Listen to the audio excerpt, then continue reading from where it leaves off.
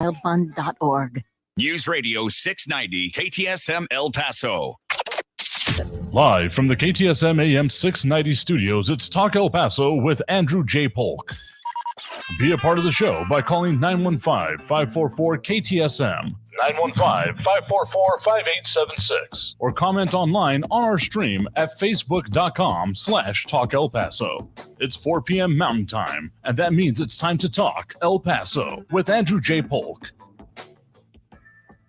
Thank you all so very much for joining us here for Talk El Paso, airing live on News Radio 690 KTSM. I'm your host, Andrew J. Polk. Thank you for tuning in, however you may be doing so, be it on air, online, live streaming through the free and reliable iHeartRadio app, or joining us over on the various social media pages we're up on these days, facebook.com/Talk El Paso, the Talk El Paso channel over on YouTube, Twitter at Talk El Paso, or twitch.tv, Andrew J. Polk. However you are tuning in, however you are choosing to join in on the conversations, or just pay attention to them, that's pretty much well as good. And I know not everyone can get on the show here, because as much as I'd love to only do calls, and we kind of more or less do that on Friday, there's still a whole lot more to get to and another jam-packed show for you here today. So if you're on air, online, live streaming through the free and reliable iHeartRadio app, or again, social media, Facebook, YouTube, Twitter, and Twitch, either under Talk El Paso or Andrew J. Polk, whatever works for you, that's the right place for you to be as we continue our mission to have live local talk radio here in the borderland and delve into the issues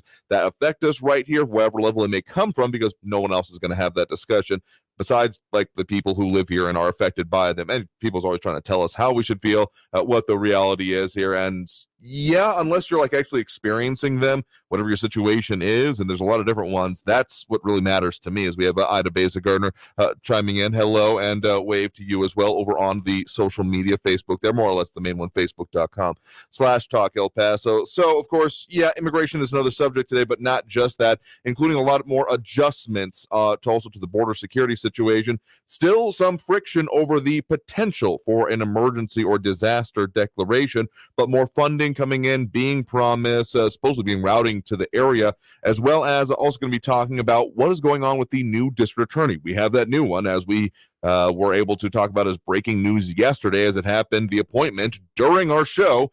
Again, Bill Hicks now seated, and a lot of work to be done. What are his priorities as he is now starting that new position? What some of the actual funding will be, what the rebuilding of the office, so to speak, is going to look like, as well as also don't want to lose focus on the fact that we have an election going on. Yeah, that's been in the background this whole ding-damn time. So talking with at least one of the candidates that we had missed previously, Art Fierro, runoff candidate for El Paso City Council District 6, him on the show here in just a bit via phone. So, yeah, another busy one for you today. Ever since forever, it's felt like we have never been like, yeah, things are slow down, things are chill. Sure, we're in December. Sure, we're getting close to the holidays. Hope you got your shopping done. But these things continually fast and apace regardless here. So some of the numbers we're looking at today when it comes to the immigration and border security situation that we are definitely experiencing here, a lot more statewide and national coverage going on in and around the area, including reporting coming out from yesterday, actually, among others, Texas Tribune reporting on the situation on El Paso streets with, those sleeping on the streets, those kind of situations. So not exactly a good look or a good situation, more importantly, still happening there. But some of the details that are coming out today so far, that's saying that funding is important, but an interesting quote as noted by our news partners over there at KFOX 14 about the news conference happening a little bit earlier today, where El Paso Mayor Oscar Leeser says that he is not going to be declaring a state of emergency because the city is essentially working in partnership with state and federal governments, specifically also that they're going to be receiving $6 million in federal funds to address the migrant surge the region is currently expecting. So this is not what has already been submitted for reimbursements. There has been an additional about $3 million and change, I do believe the number is, that has been put forth as going to actually be for those particularly third quarter expenses here that, according to the city's numbers, that still have been updated for a minute, but over on the El Paso, Texas.gov/migrant-crisis, you can take a look at that the third quarter expenses were about $4.6 million. So some of those reimbursements apparently now finally making its way through. It kind of feels like a push came to shove kind of situation, and I'm sure a lot of these funds are probably going to get turned right back around and used back in order to, again, deal with the situation. But again, $6 million in advance funds to continue the response is interesting. And you had about $3.8 million as a partial reimbursement for that July through September period. I mean, the full reimbursement request is actually at about $5.1 million now. So the remaining amount still being quote unquote evaluated by FEMA. But some of the other things that have been getting placed downtown, including porta-johns getting set up in some of the downtown areas in order to deal with the very physical realities of the situation there. Again, not by any means ideal, but I guess better to have it and not need it than need it and not have it, which may very much have been the case here. So that's some of the updated things. But again, El Paso Mayor Oscar Leeser, again, not really willing to look at the idea of a disaster declaration. Again, speaking with our news partners there over at KFOX 14, saying more specifically that he doesn't really see well, not exactly a need for it, but that they are moving apace without it. That's specifically saying that's really the ones that are waiting at the airport are migrants who have bought their own tickets and are waiting for their flights. And so they doesn't see that as a part of the issue. And also saying that declaring a state of emergency would not have changed additional funding. And further on that, this is bigger than just El Paso. This has become a worldwide concern. The funding and sheltering is not the answer. It's just a Band-Aid to the bigger problem. Now, of course, the city responds, county as well, but particularly the city has been a lot of focus on it, and those are definitely some of the questions we'll be talking about with Art Fierro coming up here as he is seeking to take a place on city council. And given the fact that with the policy, I think really the kind of the kind of subtext there from that quote from Mayor Oscar Leeser being the real, I guess, solution for it, given the fact that we're still waiting on seeing what's coming from that, I don't think it's unreasonable to expect that this might be something that will come up again in some fashion, in some format. Again, I kind of have a sneaking suspicion that we are pretty much locked in already for whatever is going to be happening on December 21st, regardless of what policy is put into place, regardless of what changes are made, what other enforcement is. I guess if you did like a massive amount of enforcement, that might have something to do with it. But the humanitarian situation, to be more specific, is still pretty well, I don't feel there's any derailing with that. There's just how do we essentially stem the tide or deal with it until policy can start taking effect or start making an impact, because it's not even just what can actually be brought to bear, what is being done on the back end. I mean, streamlining it, sure, those things like that, particularly when it comes to the immigration courts, would probably go a long way in the long term. But in the short term, it's kind of like, well, I got to think of flood control is the only thing that comes to mind at this point here. That sure, building, better, sluice ways and, collection ponds may be good in the long term. But when you've got 12 inches of rain hitting a otherwise saturated area and just a couple of hours, you're definitely going to be having systems being strained and potentially overwhelmed. And that kind of just sheer logistics about it and dealing with the amount of people that are potentially going to be coming here, because again, this is all precursor to what will be happening next week, December 21st. That's just under a week away now with the scheduled end of Title 42. There have been some court things going on, but I just don't see anything procedurally making that much of a dent in the situation that we're very likely going to be experiencing here, along with a lot of other sectors of the border ahead of that. So one of the still continuing big stories we're going to keep our eye on, but there's a whole lot more to go for us today as well, including, of course, what the new district attorney for El Paso and counties just to the east of us has planned and what his major priorities are. 8 main ones he says he had, but 3 primary that he's going to be tackling more or less immediately. Talking about that a little bit later in the program here as well. But coming up after this next break, going to be having our conversation with Art Fierro, runoff candidate for El Paso City Council District number 6. What he has to say are some of his primary priorities, including, well, some of the reflection on what the actual outcome of the general election in November, including those city bonds, has on those plans and possibilities, as well as considerations for situations like we just discussed, including the border security and immigration and what the city level response is, even if there are more serious things and potentials to come. Rocky Meta saying Border Patrol checkpoints near Sierra Blanca have been closed all week, as are others, I'm sure. didn't really think about it this way, but on the way to or from Tucson last week, definitely was not the checkpoint open. So we headed out there Thursday night, more or less, right after the program here, as we left y'all on air after our free-for-all show for that week. And it was diverted, but some clever child had turned around the stop sign to just be green on the other side with just go painted on it. So we kept on going, as was all the traffic behind us. And it was more or less the same way on the way back. It did seem like, at the very least, tractor trailer traffic was being further diverted, but couldn't tell if there were any like real substantive things. It was not in the direction on the way back. You just passed the cameras, not the actual checkpoint. So couldn't say for sure what was going on there, but there has been, of course, notes that made by when Alejandro Mayorkas, the DHS secretary, was in town, that there has been more maneuvering happening, some shifting of resources.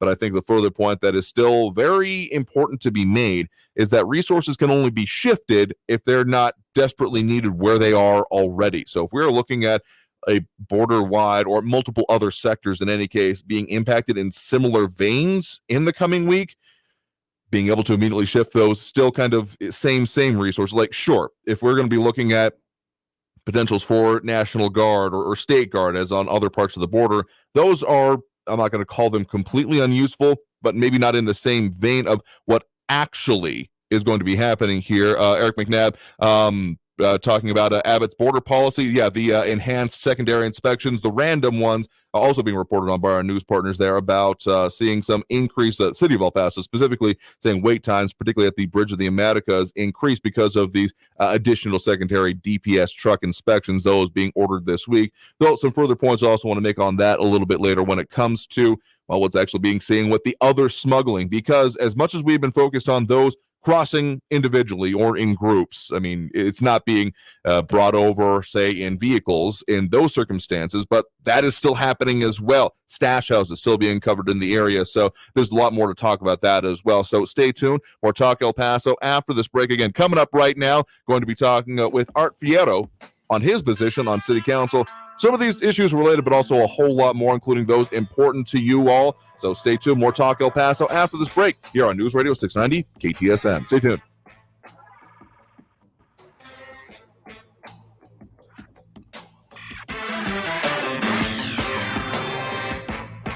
Traffic all day. News Radio 690. A lot of new crashes on your El Paso roadways. Gateway North at Kenworthy, an accident there's blocking the left lane, causing a backup to Trans Mountain. 54 Patriot northbound at Sun Valley, multi-vehicle crash, blocking the right lane with a backup. I-10 eastbound slow, 7-minute delays from Trans Mountain to the Patriot. Joe Battle northbound at Montwood, an accident with police on the scene, and an injury crash, Hawkins northbound at Viscount. Carrie Edwards, El Paso traffic. This report is sponsored by the Our American Stories podcast. Jackie Robinson's athletic feats were nothing short of incredible, but it's the faith that started off the field that made him the man we know him as today. Be sure to catch this week's edition of Our American Stories on the iHeartRadio app, on Apple Podcasts, or wherever you get your podcasts. On a busy construction site, things can be misinterpreted. Bring in the bulldozer can sound a lot like, building looks mediocre. Designs need a do-over.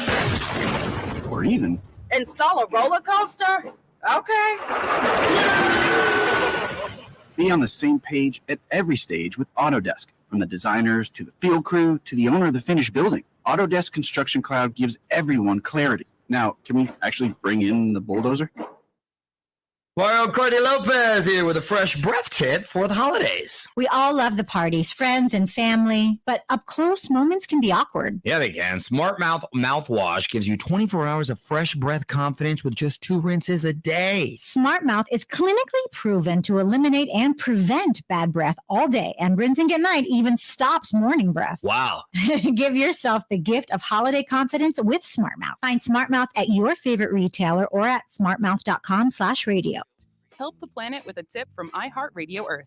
Water heating can account for up to 25% of the energy consumed in your home. Save money and energy and improve the comfort of your home by turning down the temperature of your water heater from 140 to 120 degrees Fahrenheit. It can save you up to 22% on your energy bill annually. Brought to you by iHeartRadio Earth and the National Environmental Education Foundation. To find more tips for smarter, sustainable living, or to take action in your own community, go to iHeartRadio.com/Earth. Prescription products require an online consultation with a healthcare provider who will determine if a prescription is appropriate. Restrictions apply. See website for full details and important safety information. Subscription required. Hey guys, did you know there's a generic form of Viagra that works just the same but is 90% cheaper? And you can get it online? Go to 4hims.com/joy. At Hims, you'll get a free medical consultation and discreet shipping if prescribed. You'll love your results. To start your free online visit, go to 4hims.com/joy. That's FORHIMS.com/JOY. The most current and comprehensive. Just minutes away at the top and bottom of the hour. And always online at KTSMradio.com. El Paso's News Radio 690 KTSM. Live from the KTSM AM 690 studios, it's Talk El Paso with Andrew J. Polk. To be a part of the show, follow on Facebook at facebook.com/Talk El Paso. Now here's your host, Andrew J. Polk. Thank you all so very much for joining us here for Talk El Paso, airing live on News Radio 690 KTSM. I am your host, Andrew J. Polk. Thank you for tuning in, however you may be doing so, be it on air, online, live, streaming through the free and reliable iHeartRadio app, or joining us over on the various social media pages. We're up on these days, Facebook, YouTube, Twitter, and Twitch, either under Talk El Paso or Andrew J. Polk. So a lot of stuff we're talking about here today. I mean, more developments going on with the ongoing immigration border security situation, not stopping by any means here. A couple of stories I was mentioning right before the break about including El Paso Border Patrol, DPS find 27 migrants involved in smuggling scheme, specifically having been found actually after interdiction on I-10. There was an interception of 10 smuggled migrants, and the smuggler located inside of one SUV. We're talking some real clown car situations, I have to imagine, being crammed in there like that. And then that led to a stash house with at least 17 more being actually stashed there. And as further noted, that this has been about just under 100 similar situations, or individuals, I guess would be the more correct way to put it, that have been identified as of this week. So as much as there has been definitely a lot of focus on the border crossings that have been happening here, other smuggling and other secondary extortion attempts, because that's what these stash houses end up being, are still going on in the midst of this, as well as, I mean, a little bit earlier this week, there was, the 153 pounds of hard narcotics seized in multiple failed smuggling attempts in the region. So, that's all these other things that's still been going on kind of in the background. So not to miss out on those parts of it, even as there is, again, a lot more focus on the funding and the city, et cetera, level responses to those. And we're going to be talking a little bit further about, of course, what's going on with the district attorney. But in the midst of all of this, there's an election going on. Early voting has, of course, ended on Tuesday. You had your chance. Sorry if you didn't make it. But you got one more shot, Election Day. That is actually coming up this Saturday. So you will have your chance from 7 a.m. to 7 p.m., being able to make sure that you go and have your voice heard and go to the ballot box. So in order to further our hopefulness that more people actually turn out, again, at that roughly, 3-4% we're at so far. Still under even that 6% for some of the previous runoffs that I considered really bad low water mark, but hopefully we're not going to limbo under that one. So point is that we've got more conversations. Of course, we've got the previous interviews we've done with the candidates that are still on the ballot for the runoff, and particularly District 1, when we talked, as we mentioned yesterday, with our news partners there at KFOX 14, Stephanie Esaifer, an investigative reporter with the same. Some of the reports she had filed. Wanted to follow up and talk about some of the other ones, including one that we had missed in the primary election, or the initial election. Don't get the terms mixed up here. The general election, November. We're not able to talk with Art Fierro, so caught up with him now as we are again on the cusp of the end of this whole runoff process. So I was able to speak with him, get his perspective on what some of his major platform items are, as well as input on how some of these situations we are dealing with right now are important to keep in mind. So here is that interview. Enjoy. Joining me now, we have Art Fierro, candidate for City Council. Thank you very much for joining us today. Good morning, Andrew. Thank you for having me. absolutely happy to have you on to talk about this, because as we are in the runoff election, we have talked about quite a few of the city council elections and going on here, but hadn't had an opportunity to have you on yet. So as we're talking about the race for city council District 6, you are, of course, a runoff candidate in this. And with early voting now concluded, we still have election day to come up. But for those that may not still have, which is unfortunately at this point, vast majority of the voting public out there, go ahead and introduce yourself and talk a little bit about why you are running for this position. Absolutely. Thank you, Andrew. Well, first and foremost, my name is Art Fierro. I had the honor and pleasure of serving the East Side in various elected positions, 12 years as a trustee on El Paso Community College, and in 2 terms as a state representative for District 79. When the property tax appraisal started coming out and people were looking at them and getting shocked and they couldn't believe what was happening, I started getting lots of calls about encouraging me, and emails and text messages encouraged me to run for the position. And as I looked at mine and then started hearing from other constituents, we meaning me and our family, jumped in this feet first and haven't stopped running and meeting and talking to constituents since then. Andrew, along with property taxes, we have huge issues on the east side, especially in District 6, when it comes to potholes and the lack of attentiveness to that issue. And I had one person downtown tell me that, how is that an issue? Who cares about potholes? Well, I wish I could talk to that gentleman again, because who cares about the potholes? All the people who are driving through them daily, people who are having to repair their tires, their rims, body damage because of the potholes. It's a serious issue. We're also running and hearing that, and people are really supportive, want and encourage me to continue running on this, is to hold our city manager accountable. He's not accountable right now. He is accountable to West Side special interests, but when you look at the East El Paso and District 6 in particular, there's no one's paying attention to that. And that's where I, as a city representative, when elected, I plan on first visiting with the city manager and the council on his contract, and to find out who is he responsible to, and he's got to become accountable to the citizens. We pay very good tax dollars, and we're not getting the value for it. And people are really becoming up in arms about their high taxes and not getting any value for it. We also have issues, Andrews, with the lack of response from animal services. You call them and get an answering machine. These are public safety issues. Sun Metro, individuals with disabilities use it to use a Lyft program to get to and from doctor's appointments and work. And it's not free. They pay for it. But still, they're unreliable. They're not showing up on time. People are missing their doctor's appointments. People are missing work. And so these are all issues that we need to address. And the citizens who pay these very high tax dollars need to get their value, and we need to hold the line on those tax dollars. A lot of priorities you've laid out there, so want to break down a few of them if we can here, particularly when it comes to the property tax and the relief on it there. Of course, you mentioned about the valuations. We certainly had some conversations on our airwaves about that. But it's kind of a 2-step process here. There are, of course, the rates that are set by city council and all of the other taxing entities, and then the appraisals as they are put out by the central appraisal district. Now, of course, there is some inputs. There are sitting on the board of such by some of those entities and positions, including city council. But really where the rubber hits the road for that here is not on the valuations, but on the tax rate therein, as particularly set by city council. So from that perspective, if wanting to adjust that or freeze or lower that, as if you put out there in some ways, what would you be looking to do from city council if elected when it comes to those local property taxes?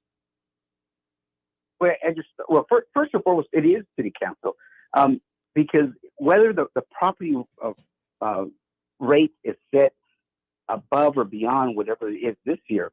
If it's higher, you can lower the amount and still get a higher tax collection from it. That's not a cut in property tax. That's not a cut in like it was sold by the city manager and the incumbent, that it was a tax cut. It's not, because the evaluations went high. People ended up paying more. On our $1.1 billion budget, it went up $94 million. That's not a tax cut. You know what? The thing that I propose, Andrew, is that we start with a zero-sum budget. You know, we don't, whatever it is, we're at $1.1 billion this year. That's what we should use as next year as our budget. Not as a starting point, but that is where our budget is. We don't increase taxes. We don't sneak them in this way, sneak them in that way. That's what our budget is. And if a department needs, I don't know, $5,000, $1,000, whatever it is, to increase, and it's approved, well, then we need to find another budget, a department that's not utilizing all those dollars, whether it be in not having enough people on the payroll. I keep hearing we don't have enough people on the payroll. Well, where is those dollars going to? Why did we have to increase taxes if we don't have people to pay for it? And we have a $55 million budget for street repairs, but we're not being repaired. You know, so we need to really dissect that budget. And if a department needs more money, then we transfer it and find it from another budget. We don't just say, okay, there's your increase. Let's move on. We'll just put it on the taxpayers' back. Again, if you're just joining us, guest right now is Art Fierro, runoff candidate for City Council District number 6. Of course, we do have Election Day coming up this Saturday, early voting having concluded as we are recording this. But if people want to find out more information about yourself, your campaign, any of these platform items, what's the best place for them to go to? Oh, absolutely. They can email me at art4 El Paso at iCloud.com, or they can, I encourage them to call me at 915-801-6090. All right, and we'll put some of that information up on screen as well as we are then airing this interview today. But some of the more specific items that you also got into when it comes to your platform here, including kind of these in general. I mean, the streets are definitely an important one, but I think probably the larger one that you're getting at here is the idea of transparency and accountability, particularly when it comes to the city manager side of government. Now, this has been a conversation that has been kind of going along. It's been an overarching subject, more or less this whole election cycle. There have been some other candidates and some of the other races that we've talked about that have been wanting to potentially even see a revisiting of the city manager style of government, if there need to be charter amendments. So when it comes to transparency, accountability, and again, particularly involving like the city manager and his contract, what are some of the specific things that you would like to see done if again elected? Well, and that's the key point, is transparency. And I'm knocking on doors. That's all people want, is transparency. You know, don't tell me, and the city manager's office and the incumbent's office both sent out a press release talking about record cuts in property taxes. Right. And to me, and to the citizens that I've had the opportunity to have conversations with, that's very deceiving and non-transparent, because it makes it seem like we're getting a cut in our property tax. But what they left out was the truth is, well, sure, they cut our property tax amount that we're paying because the evaluations went up so high that we're paying more. But the perception is, and by reading both of those press releases, well, it was the same press release. People assume that they got a cut in their tax, and then they find out, well, no, we are paying $92 million more than we were paying last year. You know, those are the issues. You know, we keep hearing about how Saul Kleinfeld, example, is on track to be repaired. Right now, if you drive down it, I won't ride my bike down it because there's so many bumps and potholes, and it's really a dangerous situation. But there's no one has a time on. Well, you keep hearing, well, it's going to be addressed. Well, it's coming real soon. Well, when is that? I'm sure it's going to be after the election. You know, so one of the things that people really want is to be able to talk and if not have immediate solutions, but have a plan for a solution. And that's why we're proposing immediately upon election is opening an East Side office. And the incumbent is very critical of that, but I disagree. And the people that I visited with disagree. There needs to be, we work for city council works for us, right? Not the constituents, the voters, the taxpayers. We don't work for them. And right now it's to get someone's attention, to get someone to address an issue, to get somebody to return a phone call, email, text message, it's very difficult. And that's one of the reasons I'm proposing. Your staffing table has two people. You can easily have one in the downtown and one in your district office where people can walk in and meet with you and share their issues and come up with some sort of a solution, a plan. And not all are solutions that are going to be fixed the next day. Absolutely not. But you have to have that communication with your representation. So among all some of these priorities that got going on here, one of course the big changes that has come out of the November election is that the city bond was passed. The many, hundreds of millions of dollars for some of those priorities, including of course streets and road fixes from that or any of the other parts of it, including, parks improvement, the sustainability aspect of it, any changes to essentially those impacts, anticipated things to what you are wanting to see and suggesting, particularly when it comes to, the roads, streets, infrastructure, etc., that has now changed, or that has changed your perspective, or at the very least what you think needs to be done and how to tackle it for now as we are in the runoff?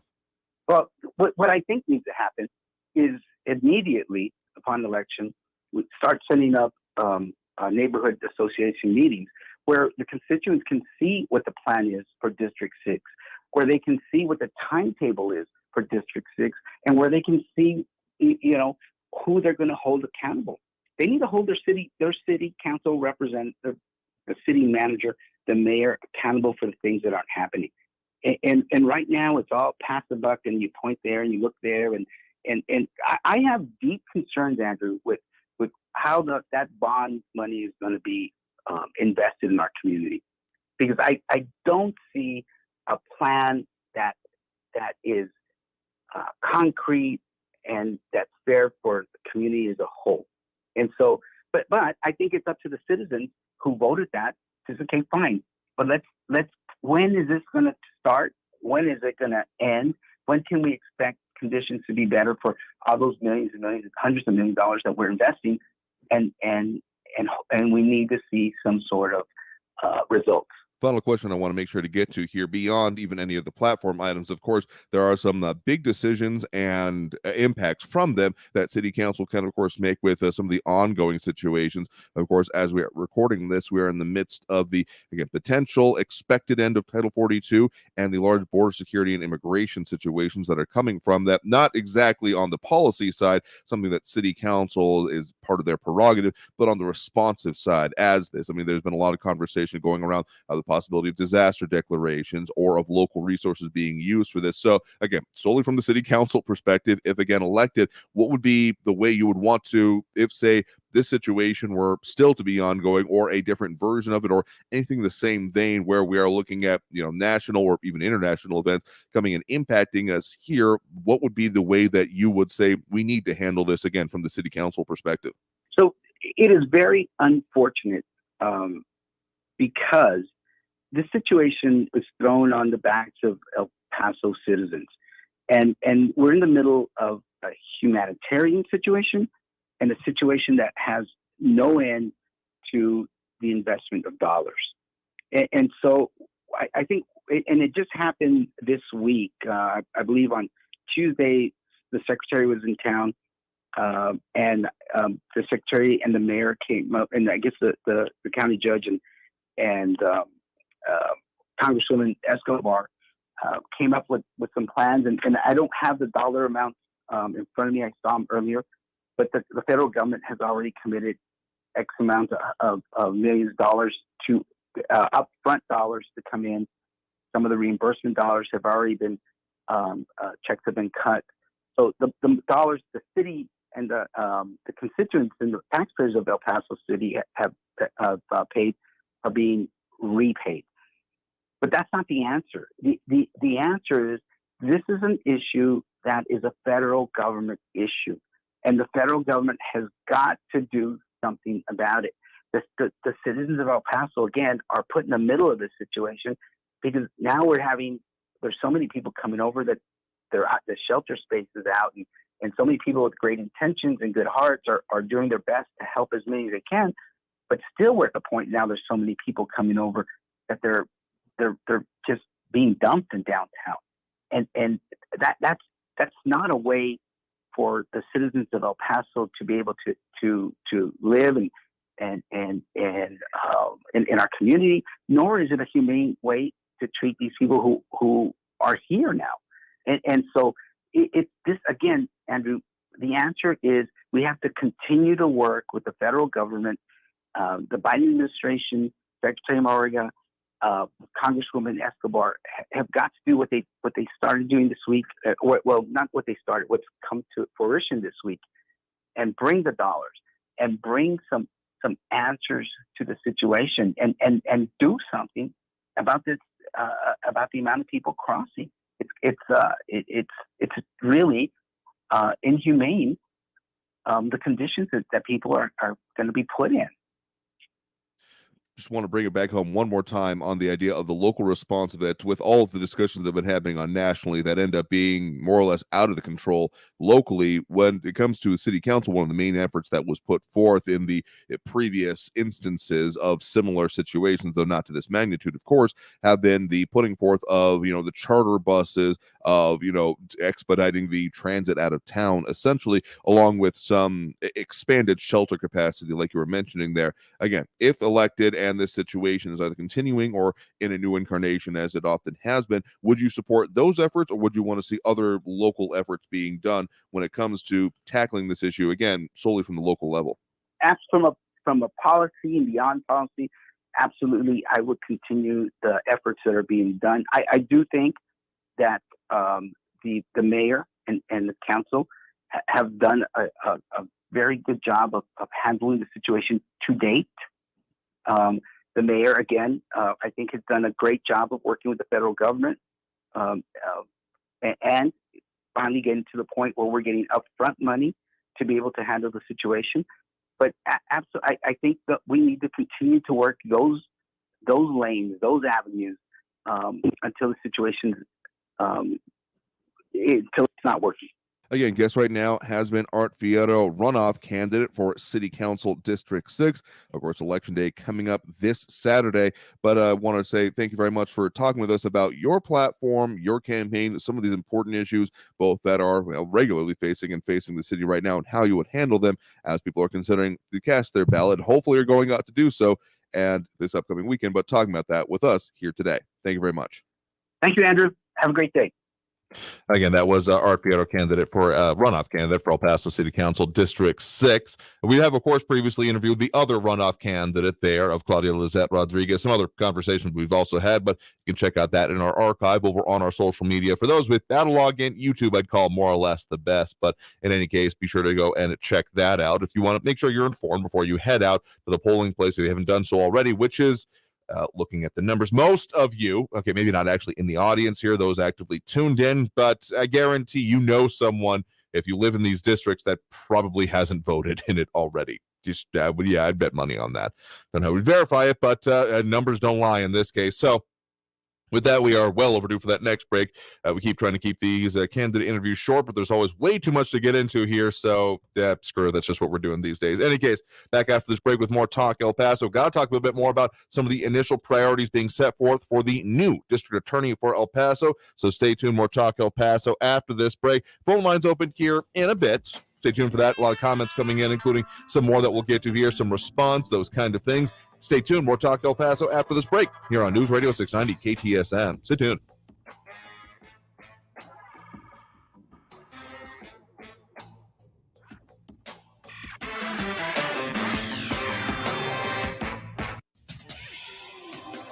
El Paso's News Radio 690 KTSM. Hello, everyone. This is Robert Olguin with your KFOX 14 News Update. At a news conference today, El Paso Mayor Oscar Leeser once again refused to declare a state of emergency to deal with the migrant crisis in El Paso, saying he doesn't need to do it because the city is working in partnership with the federal and state governments. The city announced that it will be receiving $6 million in federal funding to address the migrant surge. The city has received notice that FEMA has identified nearly $3.8 million as a partial reimbursement for the city's third quarter expenses. The new district attorney in El Paso County started his first day on the job today. El Paso attorney Bill Hicks was appointed by the governor to finish out the 2 years left on the term of the previous DA. Yvonne Rosales resigned from office after months of controversy and allegations of misconduct and incompetence. Bill Hicks says his 3 priorities are to get the Walmart shooting case back on track, to fill vacant positions, and to address a huge backlog of cases. This has been your KFOX 14 News Update. I'm Robert Olguin. News Radio 690. Traffic all day. On Gateway North at Kenworthy, the left lane is blocked there due to an accident. 54 Patriot at Sun Valley. Multi-vehicle crash there is blocking the right lane. Stay to the left. Eastbound Montana, stop and go. The right lane's blocked due to a crash at the Loop. I-10 westbound, 5-minute delays from the Loop to the Patriot. Eastbound on the I-10 from Trans Mountain to the Patriot, it's a 10-minute delay. Carrie Edwards, El Paso traffic. From the KFOX 14 Severe Weather Center, I'm meteorologist Brad Montgomery. Keep the coats and jackets handy for the mornings especially, and also for the evenings. We're going to see highs in the lower 50s for your Friday after lows tomorrow morning in the 20s and 30s. More clouds around for your Friday as well. Also for our Saturday, partly to mostly cloudy skies, highs in the lower 50s. And for our Sunday, maybe a slight chance of a rain shower, but still on the cool side with highs in the mid-50s. From the KFOX 14 Severe Weather Center, I'm meteorologist Brad Montgomery. This report is sponsored by Lowe's. At Lowe's, every pro is an MVP to us. MVP's Pro Rewards members visit Lowe's now and earn bonus points on select products and brands like Power Pro. Then redeem for Lowe's e-gift cards and more. Offer valid through 1/8/23. Bonus points calculated before taxes and fees after applicable discounts, if any. Subject to program terms. Points expire 12/31/23. My name is Sophie. Sasha. Robert. Ron. And I'm alive thanks to my nurse practitioner. My nurse practitioner saved me from a lifelong heart condition. She prescribed the right medication. My NP diagnosed my multi-organ failure. My NP listens. She saved my life. Twice. And I will always be grateful. To learn why millions of people choose NPs, visit us at wechoosenps.org. Paid for by AANP. For more than 20 years, the Window Depot has provided the best price and the biggest inventory on in-stock vinyl windows. And now, the Window Depot is more than a window store, offering homeowners and contractors a one-stop warehouse offering interior and exterior doors, granite quartz countertops, in-stock cabinetry, and skylights to finish your project. Their team of professionals will help with everything from free kitchen design to custom orders from leading manufacturers like Milgard and Geldwin. Order online or find a location near you at thewindowdepot.com.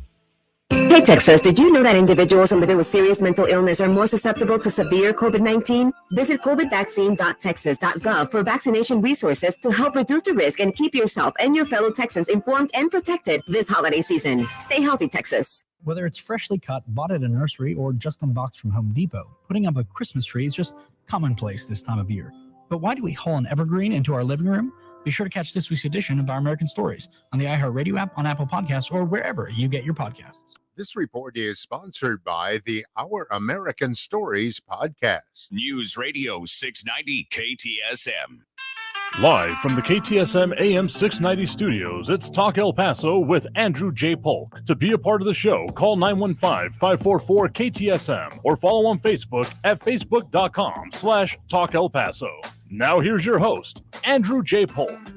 Thank you all so very much for joining us here for Talk El Paso, airing live on News Radio 690 KTSM. I am your host, Andrew J. Polk. Thank you for tuning in, however you may be doing so, be it on air, online, live streaming through the free and reliable iHeartRadio app, or joining us over on the various social media pages we're up on these days, facebook.com/Talk El Paso, the Talk El Paso channel over on YouTube, Twitter at Talk El Paso, or twitch.tv, Andrew J. Polk. While we're getting into, and a lot of people chiming in and also dropping those likes and reacts, we do appreciate, including Jerry Hart, Ted Kors, Flaco Jimenez, Monica Cervantes, Ida Besa Gardner, Robbie Flores, Matt Olson, and Amber Vanda. Do appreciate that as we continue our mission to talk about the things affecting us here in the borderland. And yeah, I feel like we've been doing these whole themed weeks kind of things lately, where the week has been one major thing. And sure, immigration and border security issues have certainly been dominating this one, but we're revisiting very previous weeks. And what we, of course, would have as breaking news during the actual show is yesterday, that is, of the appointment of the new district attorney for El Paso, former El Paso Judge Bill Hicks. That has been, of course, it's not just for El Paso, it's also Culberson and Hudspeth County. That's why we say the district attorney for El Paso as opposed to El Paso's district attorney. Okay, that's more important to me maybe than most other people, as it was drilled into my head by an old news director. But in any case, the fact that he's in place now until just over 2 years from now, end of the year 2024, until the next election can be done. Three major priorities, as mentioned by our news partners there at KFOX 14, saying the first goal is to put the Crucius case, subtitled as and noted as the Walmart shooting case, back on track. That's number one. Number two goal is we've got to address the backlog. And the third goal is which to address the manpower issue. And RJ's saying, thanks for sparing us the campaign music. You know what? It was a long enough interview. I thought we couldn't take the time to get that. But don't worry, it'll be coming when we get to those announcement of results next Monday. Yeah, don't think I've forgotten about it overall. But in any case, back on the situation for the new district attorney for El Paso. So those three main priorities, the Walmart shooting case, the backlog, and the manpower issue. Now, there are a couple ways that has already been coming up here, of course, in that there's been more funding now being applied for or being requested from the actual county commissioners court, which does, of course, oversee some of the funding on this. Not exactly an emergency, a special meeting this morning that was there to look at approving about, we'll call it $1.8 million and in additional funding for specifically about 20 new full-time positions, including 10 legal secretaries and 10 senior trial attorneys. And there's, of course, a lot of conversation that happened over the saga of the Iván Rosales time in the district attorney's office, including the pretty immediate layoff of a decent chunk of at least a third. And then there was more about those also leaving in the meantime there. Still leaving the office. It didn't stay at those levels, but the office was still understaffed by about 20 is what has come down to it. So some immediate staff of that being applied for again and being moved through El Paso County Commissioner's Court. And it's actually also interesting thing to be noted about the backlog there as well, because as our news partners note that El Paso's Chief Public Defender, Kelly Childress, who has, of course, been filing those not quite, by my reckoning and counting, about 1,000 cases to be dismissed due to lack of prosecutorial action as one of the contributing factors to the removal efforts that happened with Iván Rosales, which also worth noting here as a side note that the recall trial for Iván Rosales has now been dismissed. So that one is done with because she's no longer in office, so it's a moot point in any case. But okay, so Kelly Childress saying, quote, "My hope for our relationship with that person and the new administration would be more contact, more of a partnership type of relationship. Of course, we're adversaries in the courtroom, but in terms of broader justice issues, we do so much better when we work together." I guess I can understand that kind of a standpoint because, sure, when there is no one, but someone doesn't have an attorney, the public defenders, if you cannot afford an attorney, one will be provided for you statement, part of the whole Miranda rights and way too many courtroom dramas that I've watched over the years. Yeah, that's where that comes from. So sure, they're going to end up butting heads officially and professionally, being able to at least coordinate and make sure that these cases aren't going that kind of way. I would call pretty important for the long run. But that's where these, again, more of it will take the swearing in ceremony will actually take place sometime next week. So it's more of the pomp and circumstance, so to speak, coming. We'll see how much can actually be done really before the end of the year. I'm not going to say that all of this will be done because there's, basically rebuilding. Just one phrase more of his that I want to say here is that is a pretty good mission statement I'm going to take and keep in the back of my mind for this office going forward. This is what Hicks said, that everything that happened with Miss Rosales is over and it's time to look forward. And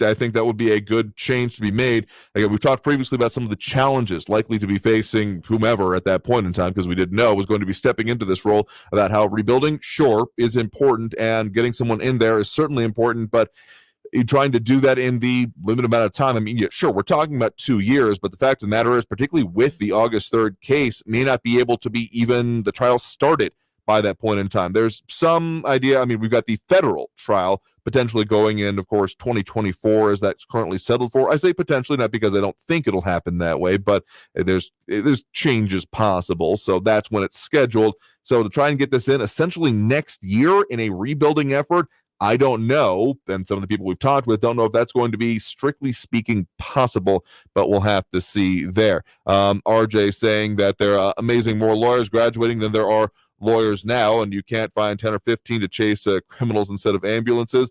I mean, I guess that's a very kind of what's the word I want to use for it there? Let's call that a very dour look on it, or a very cynical look, because also, I mean, just think about the personal logistical issues. That the fact of the matter is that given the way elections work and the fact that we probably have this being set the stage already for the 2024 election it's going to be happening there a little bit before that, the primaries and such, for district attorney, meaning that this is going to be, kind of on notice of what the likely next is. Now, whether or not this can actually be something where Hicks has been able to maybe then run for the office, again, way too premature to even speculate about that, I got to say, in my mind. But this does set up some possibilities. So I think anyone signing on to this office has to also be signing on to either just build some real resume stuff or like immediately, or very much signing on to Hicks himself and the program that he's going to be bringing into place there. Glaucon Jimenez saying that public defender's job has been a cakewalk lately. I'm not saying it's been exactly easy, but it's been concerning to the community in a lot of ways. That's the way I'm definitely going to say that right now. So let's go ahead and take that next break. Now, coming out of this break, we'll probably be hitting the top of the hour here. But if you want to get on the line, we're going to go ahead and open up those phone lines as we usually do at this point during the program. So that phone number to call is 915-544-5876, 915-544-KTSM. Back after this break with more Talk El Paso here on News Radio 690 KTSM. Stay tuned.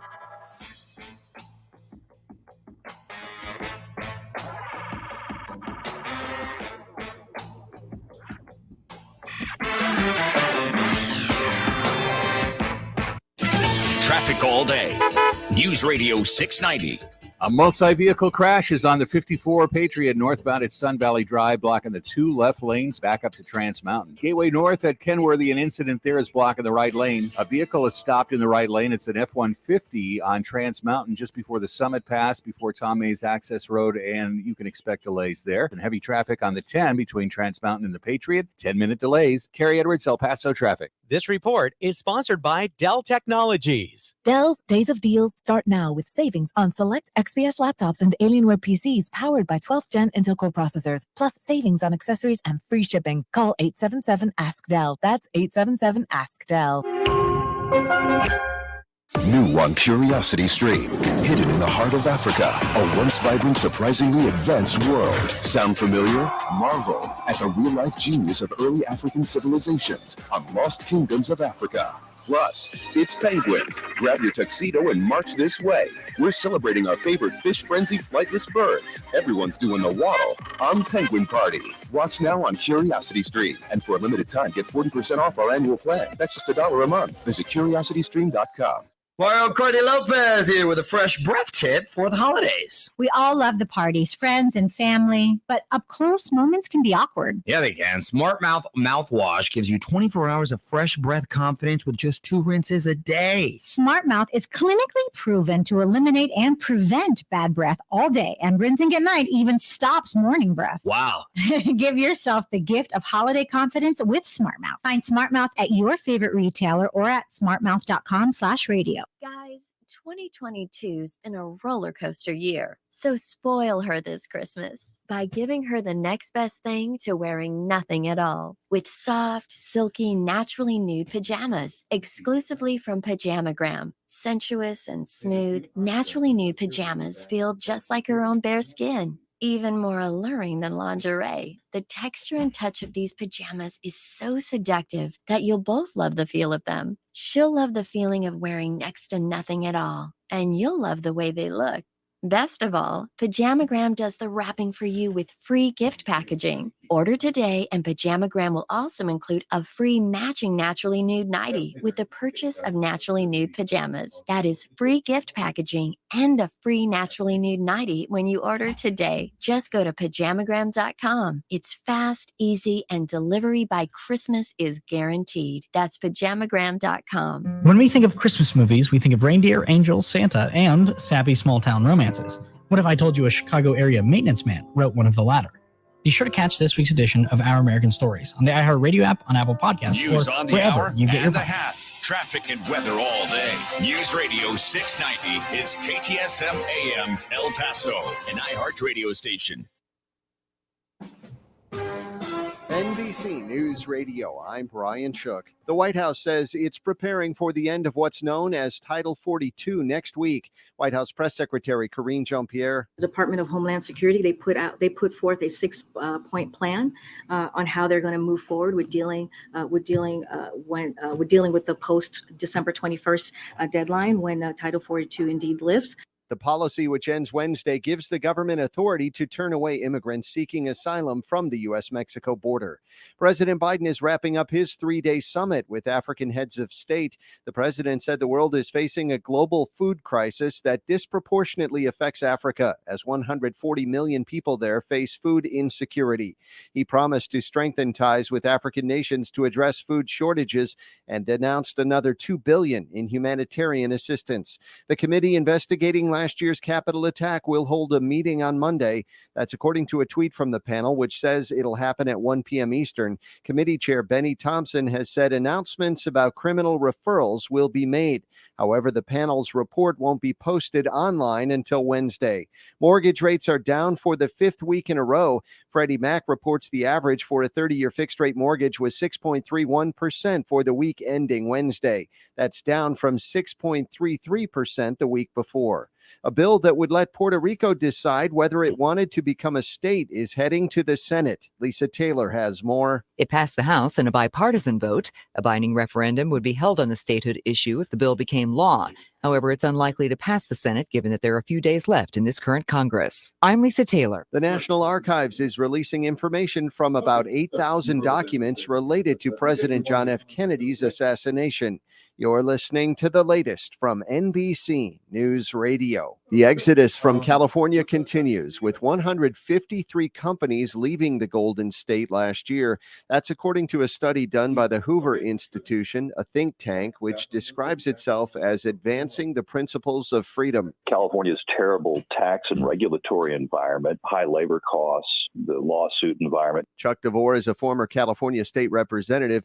He's now with the Texas Public Policy Foundation, a group that says it's guided by free enterprise and liberty.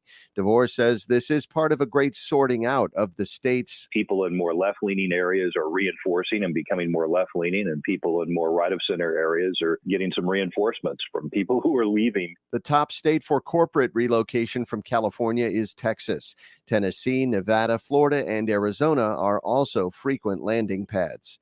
Frequent commuters in Florida will benefit from newly passed legislation. Governor Ron DeSantis was in Fort Lauderdale to sign the new toll relief plan. When you're going to work in places in many of our metro areas, you get hit with tolls as you're going to and from work every day. Those with a SunPass or Easy Pass who have at least 35 transactions a month will get a 50% credit on their monthly bill. It'll be in effect for a year starting in January. The average commuter is expected to save nearly $400 over the year. I'm Rick Hochul. NASA's Perseverance rover has captured the first sound of a Martian dust devil. Scientists released audio Tuesday of a dust devil passing directly over the Mars rover. Their new study says a whirlwind about 400 feet high and spinning at about 25 miles per hour passed over the NASA rover back in September of 2021.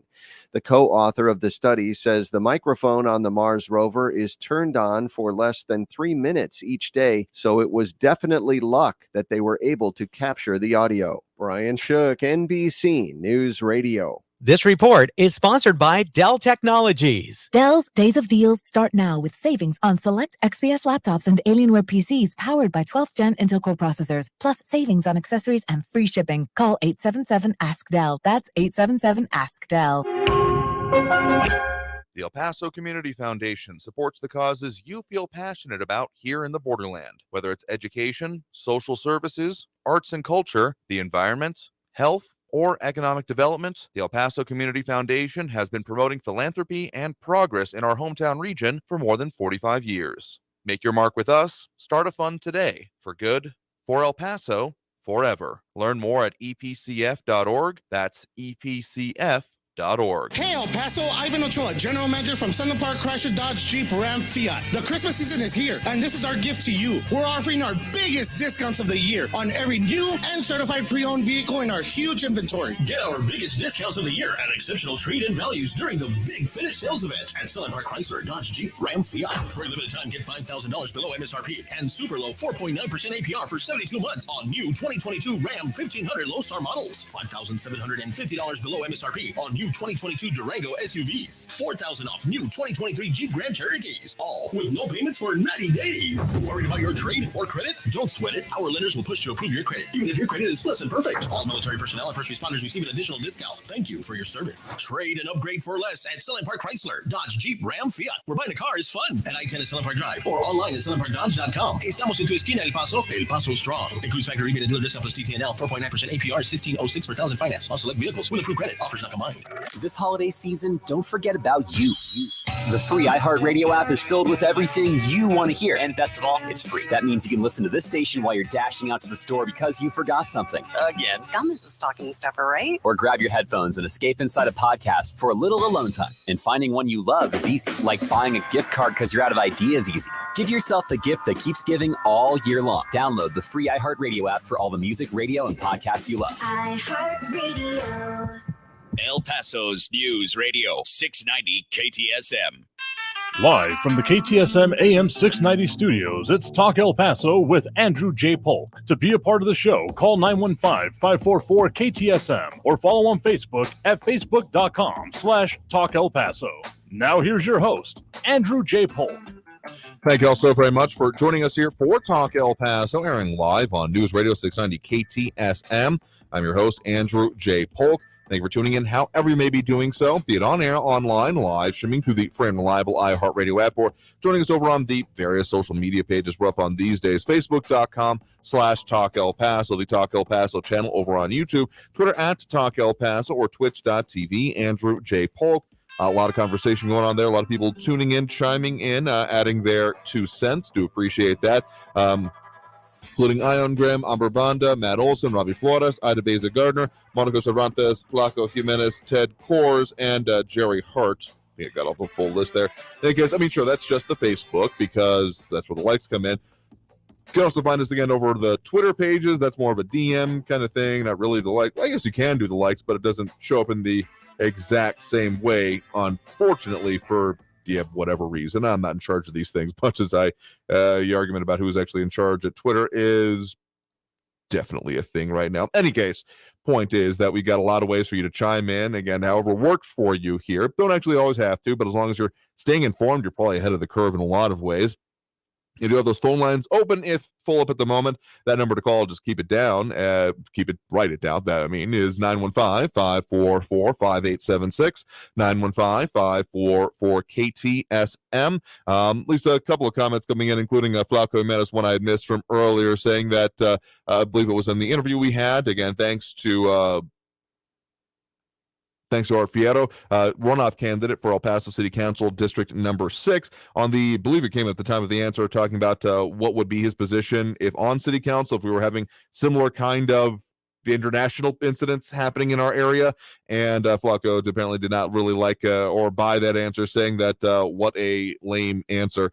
But I guess that's one of the reasons. Also, we also had Edgar Ortiz letting us know he is on board, as well as Ion Grimm and more chiming in there. And John Browston saying there are so many lawyers in El Paso that they all can't find a way to make a living, and UTEP wants to start a law school to create even more lawyers. I think that might be a potential. That's a very long-term, but whether it comes through Texas Tech or UTEP, I think is a decent question at this point in time. I think that's either way would be a good way, and to continuing to expand services here, because there hasn't been a new law school and the medical schools as well in the ways that they are in a while here in Texas. So there's a lot of stuff to unpack there. But either way, I still think it would be a good thing. But until we get that, I don't think that, assuming there's going to be this pipeline, because it's not even just yeah, sure, does someone need to make their living out there, so much as how do they want this to impact their career? So I think that's the bigger question when it comes to the recruiting and the restocking of the office efforts being seen under El Paso's new district attorney. And a lot more questions and comments coming in there. Again, if you want to wade into the Thunderdome with comments, be more than willing to, you certainly can do so. Just be willing to understand that might find something you disagree with. And the consensus is not exactly guaranteed. In any case, let's go back to those phone lines right now. Again, that number one more time, 915-544-5876, 544-KTSM. We do have Stephen on the east side here with us right now. Stephen, thanks for joining us. Hey, Andrew. Hey there. What's on your mind? Yeah, I was thinking about the migrants who kind of surged over here recently on the El Paso side, and what it seems to me like maybe happened was Texas in general kind of shored up a lot of their enforcement mechanisms from the state government in terms of enforcement of the border. Abbott doing what he can. Now he is limited because the federal government is actually supposed to be in charge of enforcing the border, so he can't do a whole lot. But he did implement some things for the communities that were willing to call it an emergency or crisis or whatever. But El Paso did not. And I think the human traffickers kind of caught on to that and said, well, we can just funnel a lot of these people over to El Paso because they don't have those state enforcement mechanisms in place.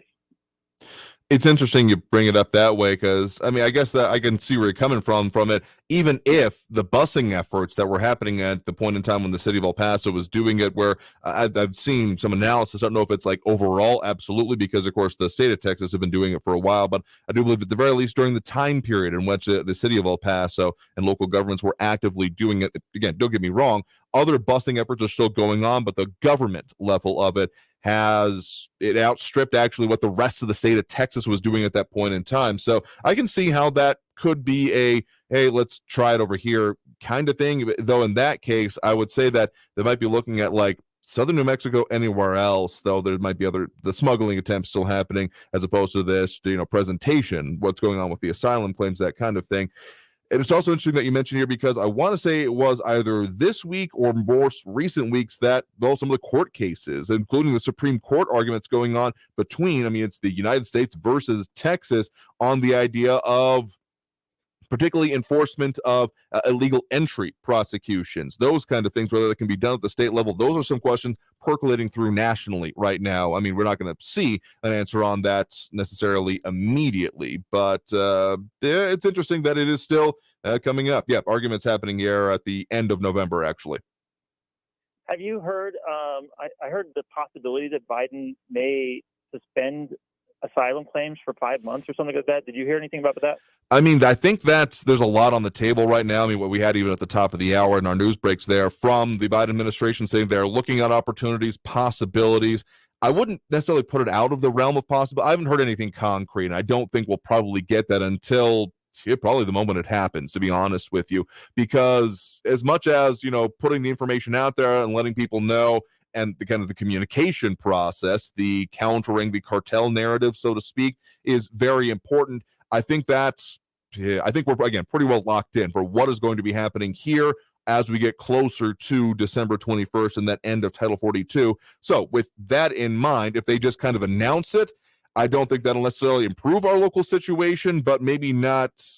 I don't know. I guess I'm kind of two minds on this. That one, making something very clear that this is what's going to happen. This isn't going to be tolerated, etc. Those kind of things probably will be important for the for the long term, but at least in the short term, I'm not sure that any policy change at any level, except for essentially building a human wall, because that's what it's going to take, of building, having enough enforcement in the area to actually handle the situation is going to have much impact on December 21st. But also, given the fact that broadcasting and kind of telegraphing the next move has maybe not worked out that well, I guess I could see where the Biden administration might want to be with just, we're just going to declare it and therefore have the kind of, maybe not exactly considering it shock and awe factor, but that being one of the secondary consequences coming from such a big potential shift. So to answer your specific question, no, I haven't heard anything specific on that beyond the musings that you've probably heard as well. But I guess, that's one of those wait and see kind of questions, unfortunately. Yeah, I would actually be shocked if that happened. And I can only imagine what would happen, what people would say if Donald Trump would suddenly said, oh, I'm going to ban asylums. I can only imagine what people would say about Trump if he did something like that. That would be, I mean, he was already supposedly Hitler. So anyways, I wanted to both defend Barbara and just give a little bit of criticism also. Sure. Raul said that, she recycles a lot. But there's no way that Barbara is as repetitive as Raul. I remember turning on my radio one day, and then the next day I turned it on again, and Raul was on again. I literally thought that you were out of town and you were replaying the day before's message, because that's how recycled his talking points were. But when it comes to Barbara, yeah, she does harp a lot on the illegal immigration thing. I mean, sure. But at least she does bring up, new points and things that are up to date in terms of the news of the day and everything. But my criticism is actually that she kind of gave this impression that, oh no, the Biden administration is supposedly in trouble, that, oh, they weren't expecting this. And, now they're going to have this huge problem on their hands. I actually don't see it that way at all. I kind of think that, they anticipated, if you do the catch and release thing, people have the expectation if they cross over, they'll be maybe caught and processed and released.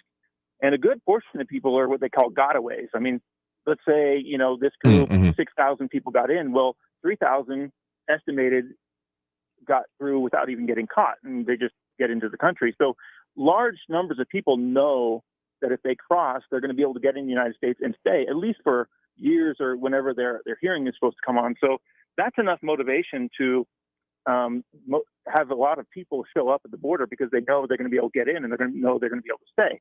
That's why you have so many people showing up. And I don't think that was all that of an accident. A lot of people benefit from illegal immigration. Big companies benefit. They can lower labor costs. They can maybe employ people. Construction companies do it all the time. They don't have to worry about a lot of the insurance and all these extra costs. So a lot of people benefit from illegal immigration. And the people who don't benefit from it are people who are low-wage, unskilled workers, and they don't really have much of a say in terms of immigration policy. So it's not like they care about those people. So there's enough motivation to bring in more people into this country. Even if it's illegally by any means, they do it. And I think it's basically done on purpose. I mean, nobody can possibly be that incompetent as an administration. I don't think they're that stupid. It's interesting the way you bring it up there about the benefits of the people who do benefit from it. I mean, I remember from a few years back when there was a set of raids on potentially, what was it? Food processing plants, meat. I think it was chicken specifically, because it is, and it was a lot of, raids on the individuals working there. But I think the reason it sticks out in my mind is that point in time that there weren't many consequences for the employers. It was just kind of oh, well, we didn't know that. And the questions immediately coming after that was, you didn't know that you didn't do I-9 verification or like any W-2s for any of these people? Like that just slipped your mind for these hundreds, if not thousands of people. So I think that's an interesting point here that probably needs to be part of a more comprehensive solution that we keep talking about, but keeps not really seemingly politically palatable at any point in time I can remember ever since I've become aware of politics and how they works here. Because the idea of making it so that it's not this, oh, sure, we'll, try to, quash the vast amounts of people coming here, but those benefiting from it here, well, why would we do anything to them? They're not the problem, obviously. That kind of talking point, that rhetoric has been, again, maybe not overt, but definitely out there and can be seen reflected in the way enforcement happens, certainly. So that's one point that does, again, not get that much focus on it, but probably needs to be a part of anything going forward, because there's arguments about incentivizing it, making it possible, those kind of things. But those that are just like, hey, yeah, I benefit from the status quo, why would I want to change it, is definitely a part of the problem. I'll agree with you there. Yeah, and I can see why people, are okay with it, in the sense of it does, the people who get in and they can make a better living for themselves, and sure. It actually is good for them. It's not necessarily good for the average American, but it's probably good for some companies. I'm sure if you add up all the illegal immigrants and all the companies who benefit from it. It could be billions of dollars that are Yep. benefiting these companies. So Easily, I would imagine. they do okay. Yeah, I mean, that's why I say that there's no real like simple or very concise answers to this, because the whole picture of it about why it happens, the patterns that it comes in, how those are constantly shifting, whether our systems are equipped to handle it or not, or those that, again, on the back end are benefiting from it, and major companies that we've seen kind of the Piper come due in a couple of ways with the whole just-in-time supply with efficiency at all costs. And if you can lower costs, regardless of the legality or not there of it, the incentivizing is to do it. We've seen that system take more than a few whacks and us kind of reap the rewards of it in the last couple of years, essentially. So this part of it, I think that'll probably be one of the larger sticking points, honestly, as much as we are talking about political intransigence, unwillingness to look at comprehensive solutions. That really on the back end, as much as we are dealing with supply chain issues right now, imagine if there was actually a major change to not even just the supply chain, how things are moved along. I mean, the trains and all those things are important, certainly, but the basic labor force. I mean, there's various calculations I've seen over the years about how much of the produce, stuff grown in the fields, off orchards, etc., is the way it's actually done and harvested is pretty much entirely reliant on a migrant workforce at the very least, but more than that, particularly given the patterns we've seen in the last few years, an undocumented force. And that just leads to, I think it wouldn't be entirely impossible to see arguments coming about, if we enforce these or change these, produce is going to get more expensive. Do you really want that? Which is not irrelevant, but maybe not the most important point in my mind. Right, and that was the argument given back when Reagan gave his amnesty was okay, we need people who do this, but they didn't really long-term fix the situation. My last point is, I did bring it up before, but I wanted to mention it again. Another reason why they want illegal immigration is because really immigrants do tend to have higher birth rates. American birth rates are way down. Mm-hmm. And the combination of bringing in a larger population, bringing more people who are going to have more kids, is going to bolster the population, increase the population. You get a bigger, broader tax base. They've purposely, it seems, inflated the currency, so money's worth less. The U.S. has a lot of debt, a whole lot of debt. So one of the ways that you bail kind of the government out of that is to cause inflation and then also increase your population, broaden the tax base. That's my theory. You can take it with a grain of salt. I mean, certainly. And I mean, there's different ways it's been formulated, but I mean, it's not something that has been entirely, it's been brought up in other ways, honestly. I mean, there's the whole idea of, particularly in Europe is the example that comes up a lot, of the population that's falling below the replacement level, the actual birth rate. I mean, I've mentioned more than a couple of times how some of the Norse or Norwegian or those northern countries in Europe actually putting forth government programs and advertising to send your kids on vacation so that they will conceive children while doing it. Like literally, those are the stats and the kind of things being brought up there.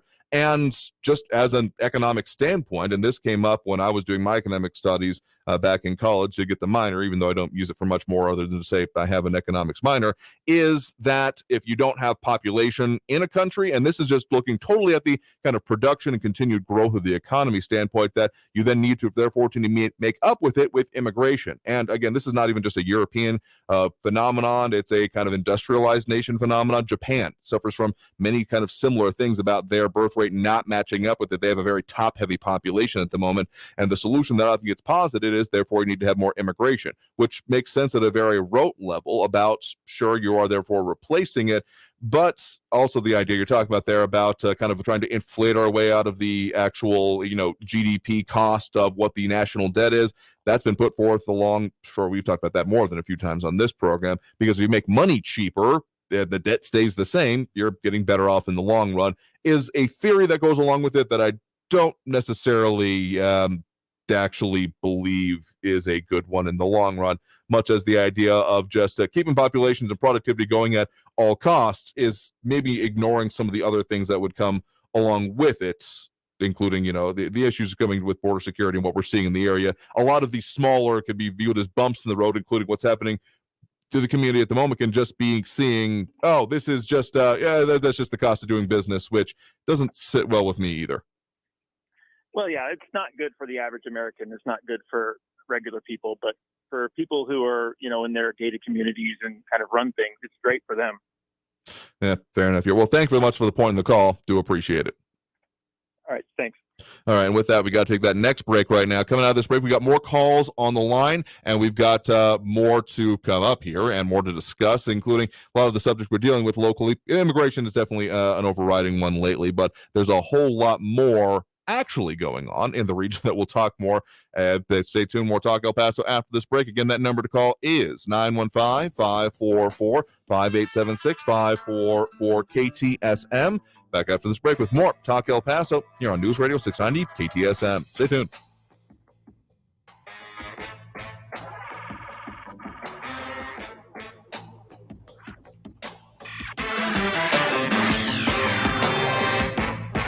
Traffic all day. News Radio 690. 2 accidents northbound on the 54 Patriot, one blocking 2 left lanes at Sun Valley Drive. 3 vehicles involved there and a backup to before Trans Mountain. The other at the Kenworthy exit ramp. Eastbound on Liberty Expressway, 54 Gateway over to the Loop. It's a 12-minute delay, and you're looking at 20-minute delays on Montana Avenue eastbound from the Gateway to Zaragoza. Carrie Edwards, El Paso traffic. This report is sponsored by the Cheesecake Factory. Give the gift of Cheesecake Factory. Through December 31st, get a free $15 bonus card for every $50 gift card purchased at thecheesecakefactory.com or at any of the Cheesecake Factory restaurants. Visit thecheesecakefactory.com for more details. On a busy construction site, things can be misinterpreted. Bring in the bulldozer can sound a lot like, building looks mediocre. Designs need a do-over. or even, Install a roller coaster? Okay. be on the same page at every stage with Autodesk, from the designers to the field crew to the owner of the finished building. Autodesk Construction Cloud gives everyone clarity. Now, can we actually bring in the bulldozer? New on Curiosity Stream. Get ready for the best of the best with our 100 Days of Curiosity, featuring fan favorite titles like Light on Earth with Sir David Attenborough. Join me on a journey like no other. Stephen Hawking's favorite places. It's a crazy world out there. The History of Home with Nick Offerman. Not my home, just homes. Other people's homes. And many more. It's 100 Days of Curiosity. And for a limited time, get 40% off our annual plan. That's just $1 a month. Visit curiositystream.com. Did you know that driving under the influence of marijuana is illegal? And if you drive while you're high, law enforcement can definitely tell. If you feel different, you drive different. Drive high, get a DUI. Paid for by NHTSA. Finding great candidates to hire can be like, well, trying to find a needle in a haystack, but not with ZipRecruiter. Its powerful technology actively finds and invites qualified candidates to apply to your job. So while other companies might deliver a lot of ZipRecruiter finds you the needle in the haystack. See why 4 out of 5 employers who post a job on ZipRecruiter get a quality candidate within the first day. Try ZipRecruiter for free at ZipRecruiter.com/free. That's ZipRecruiter.com/free. It can happen easily. A few drinks become a few too many. It's time to go, and you think of calling for a ride home. Now, what's the worst that can happen? You get pulled over, you lose your license, you total your car, you kill someone, drive sober, or get pulled over. Paid for by NHTSA. Always just minutes away from the latest news around town and around the world. You need to know what's going on. News Radio 690 KTSM. News Radio 690 KTSM. Live from the KTSM AM 690 studios, it's Talk El Paso with Andrew J. Polk. To be a part of the show, call 915-544-KTSM or follow on Facebook at facebook.com/Talk El Paso. Now here's your host, Andrew J. Polk. Thank you all so very much for joining us here for Talk El Paso, airing live on News Radio 690 KTSM. I'm your host, Andrew J. Polk. Thanks for tuning in, however you may be doing so. Get on air, online, live streaming through the free and reliable iHeartRadio app, or joining us over on the various social media pages, Facebook, YouTube, Twitter, and Twitch, that we are on these days, either under Talk El Paso or Andrew J. Polk, doing some experimenting with breaks and such here, so maybe not keeping as road as we used to, because the way it was kind of explained to me is that conversation and talking about the things that are important here is the most important thing. So as long as we don't tick off the bean counters, I think we're good to go. So we'll keep trying that out. In any case, calls on the line here right now. Again, if you're full up, as they often are at this point during the program, but if you want to get on the line, that number to do so is 915-544-5876. 544 KTSM. I mean, later on, not right now, obviously. But hey, that's what we do as we continue our mission to talk about the things affecting us here in the borderland. So let's get some more of those calls right now. We do have Andrew on the west side with us right now. Andrew, thanks for joining us. Yes, Andrew, thank you very much. And good evening to you all. No, you as well. What's on your mind? This border situation, once again, don't mean to sound like a broken record, but this Biden administration knew exactly what they're doing. Not only did they open the door, they took the door off the hinges. I mean, there's a phrase I think about. What is it? That there's actually, it's easier to choose or to assume, incompetence rather than malfeasance. But at a certain point, given the way that this has been ongoing for, at the very least, months, if you want to talk about some of the recent circumstances we've been seeing in this area, and not much more like things being put in or being dealt with or those kind of things, it does make you wonder, okay, what exactly has been the consideration here? Just let's hope things work out, because that's also not a plan. Definitely not. Well, we're past point of no return when it comes to border enforcement. We need diplomatic channels with Mexico to have them shut this down at their southern border. Mm-hmm. And if necessary, cut off economic aid. That'll always stir the pot. However, López Obrador is likely to go ingratiate himself with Vladimir Putin like he has been doing, and ask Russia for economic aid. That's also a consideration. And you don't want the Russians in this hemisphere. I mean, there's already the level of involvement going on with the whole BRICS thing, which does include, potentially Venezuela, though I think they would have to be considering themselves more an active, functioning country to really be involved with that. But Brazil certainly is the B within BRICS, so they're working on being involved with this hemisphere. And I mean, Cuba never actually got resolved, essentially. So there's been overtures and attempts going on for quite a long time now. But yeah, AMLO is. I don't really have a good read on what he's going to do at any given point in time, given how he's even one of the more recent statements that stands out to me still was about him claiming that he was going to be having a coup against him because people weren't reporting the good things that he did. I mean, there's a lot of, I guess, wild card nature there is the best way I can think to condense it down into one statement. Well, AMLO is a socialist, and things are not really getting better in Mexico. The people of Mexico that I've talked to, they are upset that these immigrants are being allowed to come to their country, and they're causing problems. Believe it or not, the people out there, they are causing problems. But if you want to forget the enforcement part right now, let me put that aside.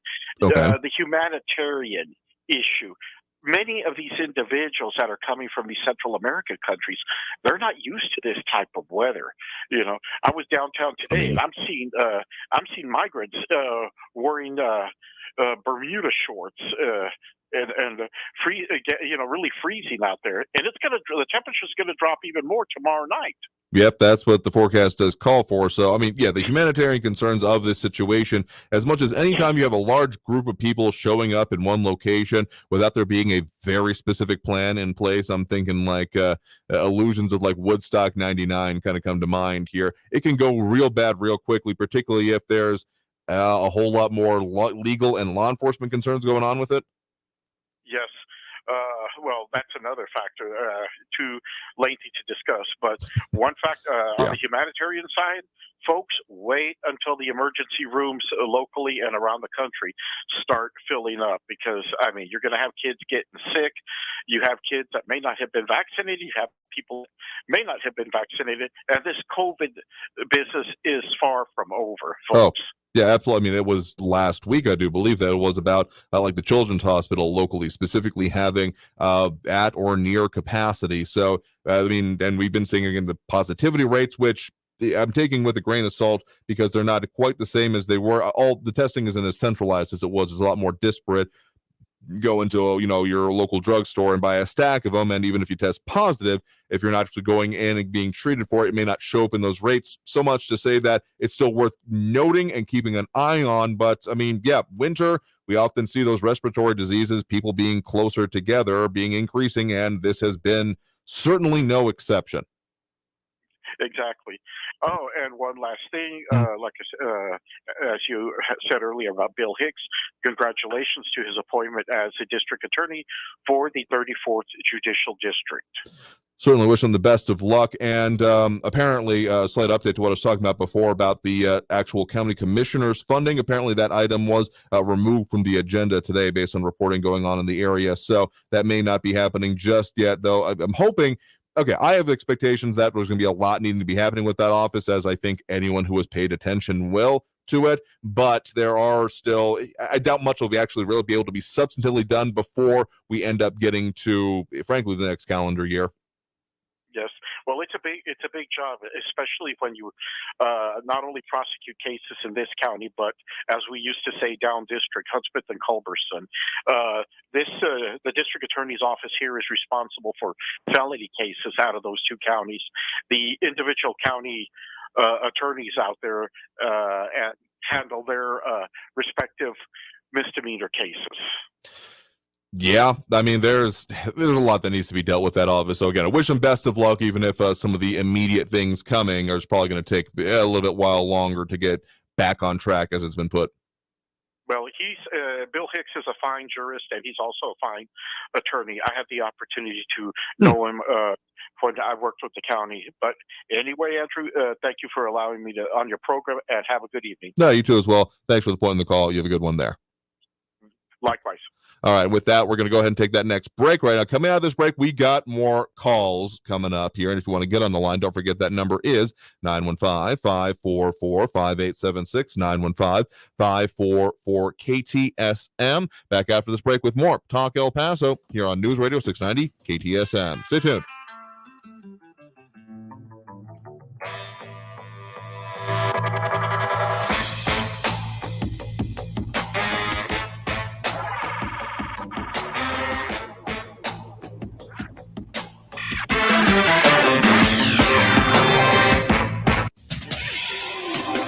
El Paso's News Radio 690 KTSM. Hello, everyone. This is Robert Olguin with your KFOX 14 News Update. At a news conference today, El Paso Mayor Oscar Leeser once again refused to declare a state of emergency to deal with the migrant crisis in El Paso, saying he doesn't need to do it because the city is working in partnership with the federal and state governments. The city announced that it will be receiving $6 million in federal funding to address the migrant surge. The city has received notice that FEMA has identified nearly $3.8 million as a partial reimbursement for the city's third quarter expenses. The new district attorney in El Paso County started his first day on the job today. El Paso attorney Bill Hicks was appointed by the governor to finish out the 2 years left on the term of the previous DA. Yvonne Rosales resigned from office after months of controversy and allegations of misconduct and incompetence. Bill Hicks says his three priorities are to get the Walmart shooting case back on track, to fill vacant positions, and to address a huge backlog of cases. This has been your KFOX 14 News Update.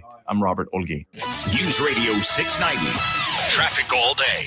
54 Patriot northbound at Sun Valley Drive. That crash has cleared up. 54 Patriot northbound at Kenworthy exit. The right lane is closed there from a crash. I-10 westbound Hawkins to the Patriot, 8-minute delays. On the spur, eastbound from the Gateway to the Loop, it's a 9-minute delay. Montana Avenue from Trowbridge, 24-minute delays. And Global Reach, southbound from the spur down to Montana, 35-minute delays. Carrie Edwards, El Paso traffic. From the KFOX 14 Severe Weather Center, I'm meteorologist Brad Montgomery. Keep the coats and jackets handy for the mornings especially, and also for the evenings. We're going to see highs in the lower 50s for your Friday after lows tomorrow morning in the 20s and 30s. More clouds around for your Friday as well. Also for our Saturday, partly to mostly cloudy skies, highs in the lower 50s. And for our Sunday, maybe a slight chance of a rain shower, but still on the cool side with highs in the mid 50s. From the KFOX 14 Severe Weather Center, I'm meteorologist Brad Montgomery. This report is sponsored by Staples Stores. Staples has you covered for all your custom printing just in time for the holidays. And right now at Staples, you can save 40% on custom holiday cards and invitations. Offer valid in-store and online. Ends 12/17. Exclusion and restrictions apply. Explore more at Staples, the working and learning store. Is it getting harder to find new customers?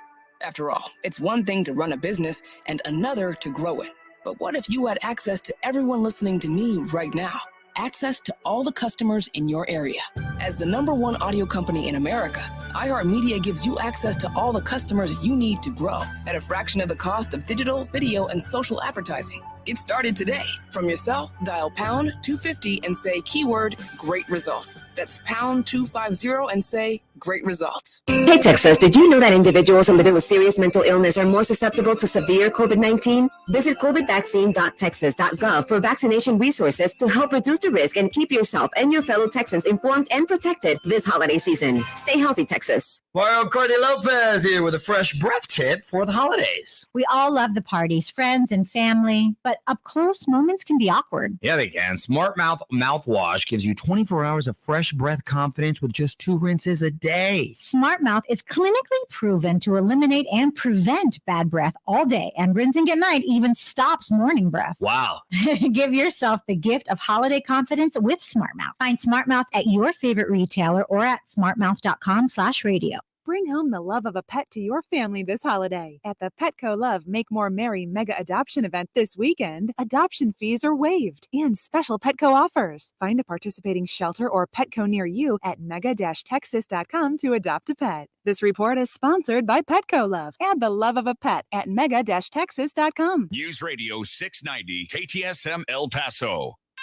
Live from the KTSM AM 690 studios, it's Talk El Paso with Andrew J. Polk. To be a part of the show, call 915-544-KTSM or follow on Facebook at facebook.com/Talk El Paso. Now here's your host, Andrew J. Polk.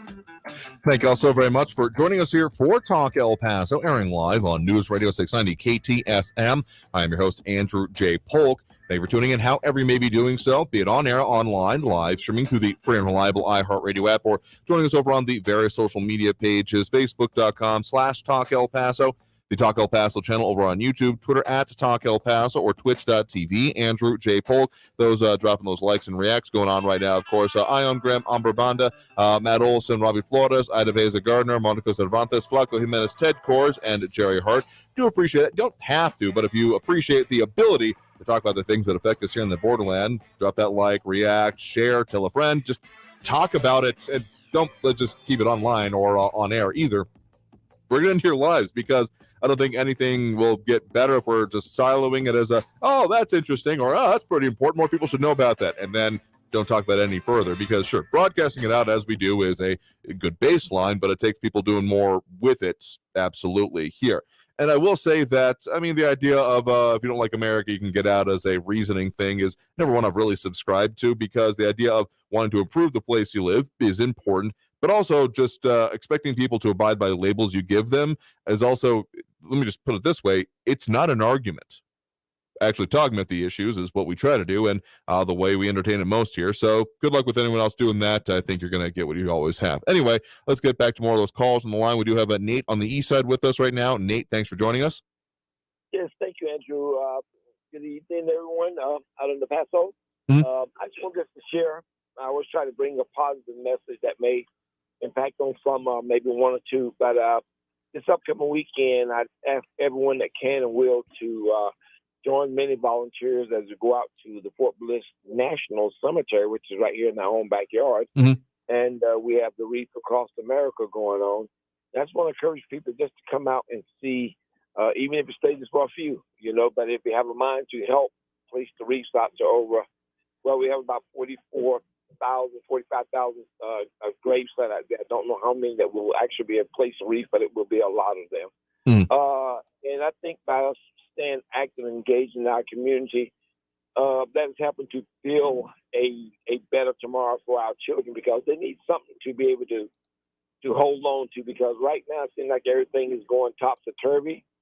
And, what was right was now wrong, and what was wrong is now right, if you just use it as an example. So let's stay true to what this is all about, because other people are going to want to come here, but if it gets so bad, people won't want to even come.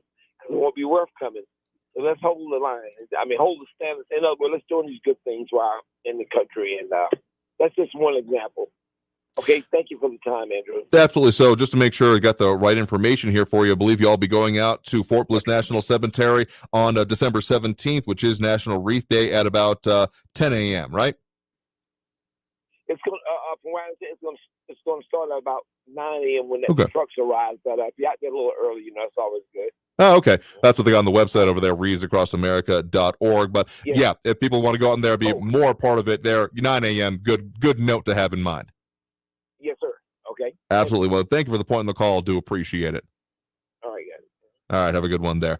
I mean, yeah, getting out and being involved with stuff in the community is certainly important. One I'd certainly encourage people to do. And that's one of those kind of like, don't just keep it, online or on air, like take it into your lives here. As Amber Banda says, Wreaths Across America is an amazing sight to see. So I mean, what we're talking about is going out and laying wreaths, both in some ceremonies as well as actually on some of the grave sites that are out there. So, I mean, please, if you can, that's a very basic but very important, I think, way to give back and show what's going on in the community. I got to say here, one other thing I want to say there, of the idea of what Nate brought up there about the values, about what's right is wrong, what's wrong is right.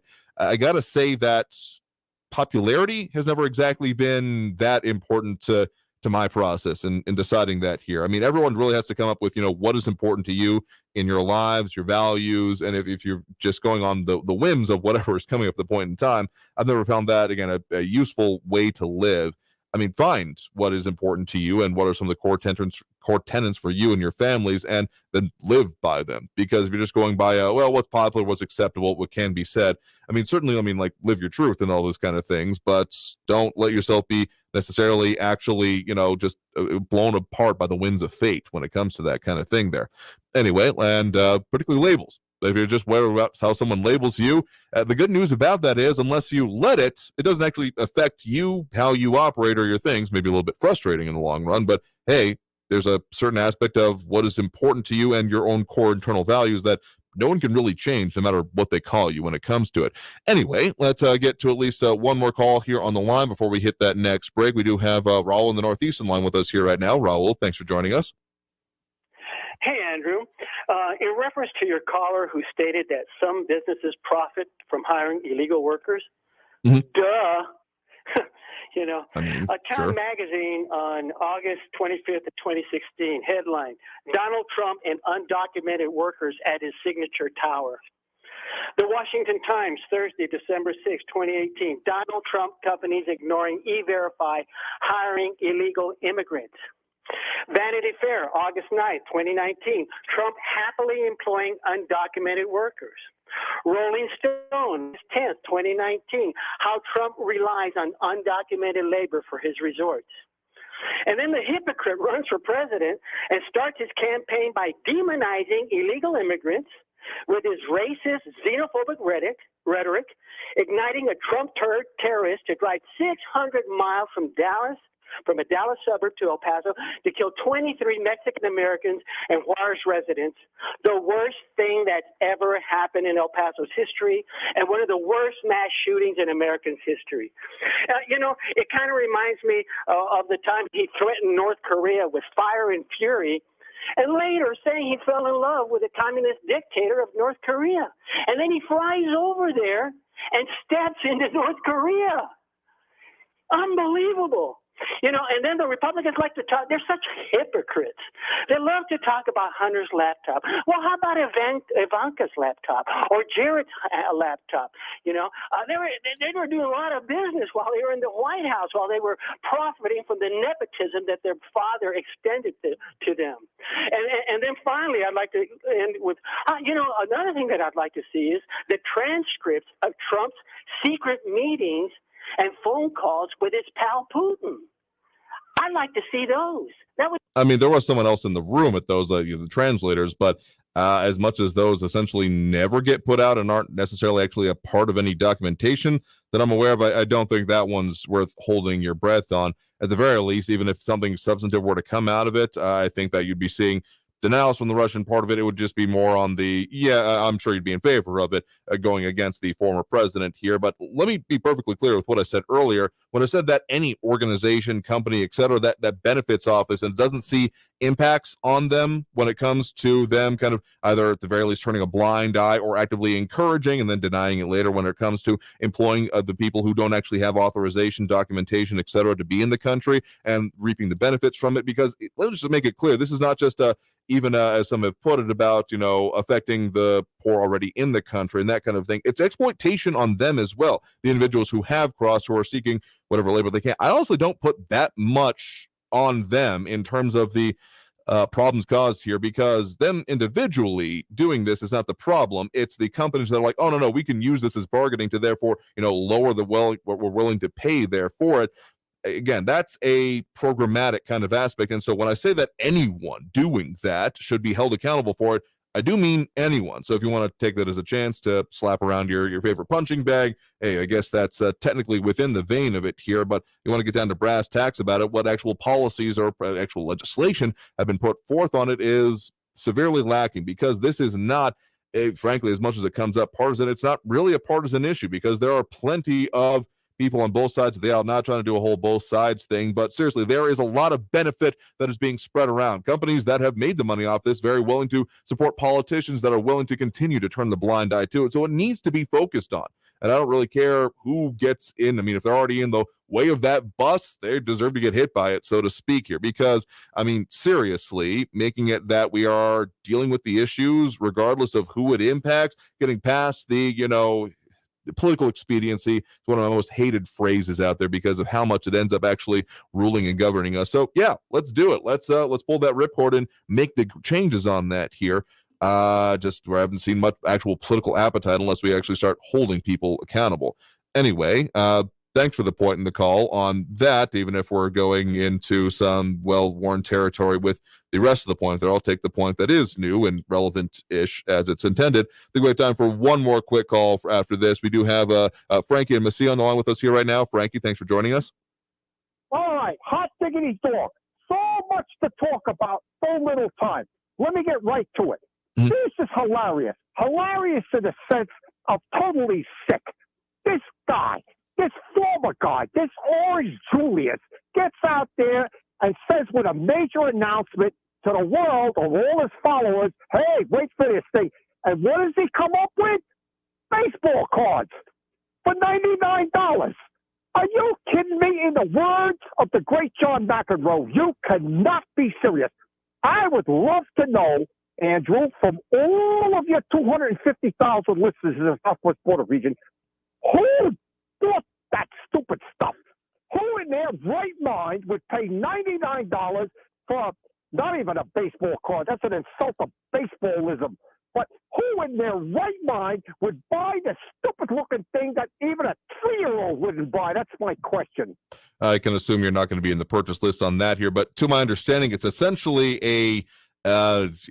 essentially it's not being called that, but essentially it's an NFT, so it's not even a physical thing. That's my understanding. They're digital collectibles, which again, I think they're wanting to stay away in the marketing of that from the term NFT, given how much as much as crypto and the whole blockchain ecosystem in general has been seeing issues lately. I mean, the whole Bankman-Fried and FTX situation is still developing at this point in time. I think they wanted to stay away from that, but essentially I think that's what it kind of is. I'm not sure if blockchain is actually in it or not, but to my understanding, it's not actually physical. That's absolutely correct. It's digital. There's actually no monetary worth whatsoever. You're laying out, or not you, those morons that support this guy are laying out $99 plus tax for some stupid stuff. I can't believe people would believe this grifter. I would love it for you to survey your audience and see who exactly bought it and justify to everybody else out here how in the world, what's the matter with your brain? That's what I want to know, and that's the end of my comment. All right, well, thanks for the point in the call. Do appreciate it.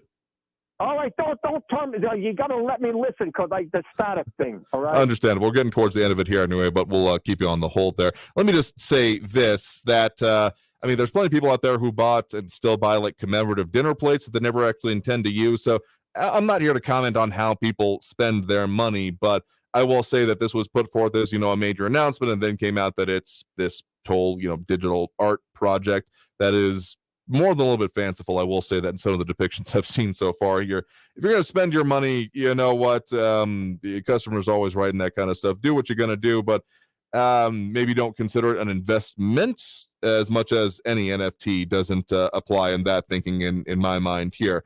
And as much as I'm still reaping what I sowed whenever it came to crypto, no saying that this is not financial advice, and certainly don't take it as such here, but just be very careful anytime you're spending big bucks of money. Anyway, with that, we got to take that last break right now to come out and tell you what coming up for you on the show. Kind of on the cusp of Friday, and we'll definitely get into that. But let's go ahead and take that break. So back after this with more Talk El Paso here on News Radio 690 KTSM. Again, I am your host, Andrew J. Polk. Closing out the show, tell we got coming up for you, as well as just, setting up Friday. So stay tuned. We'll Talk El Paso after this break here on News Radio 690 KTSM. Stay tuned.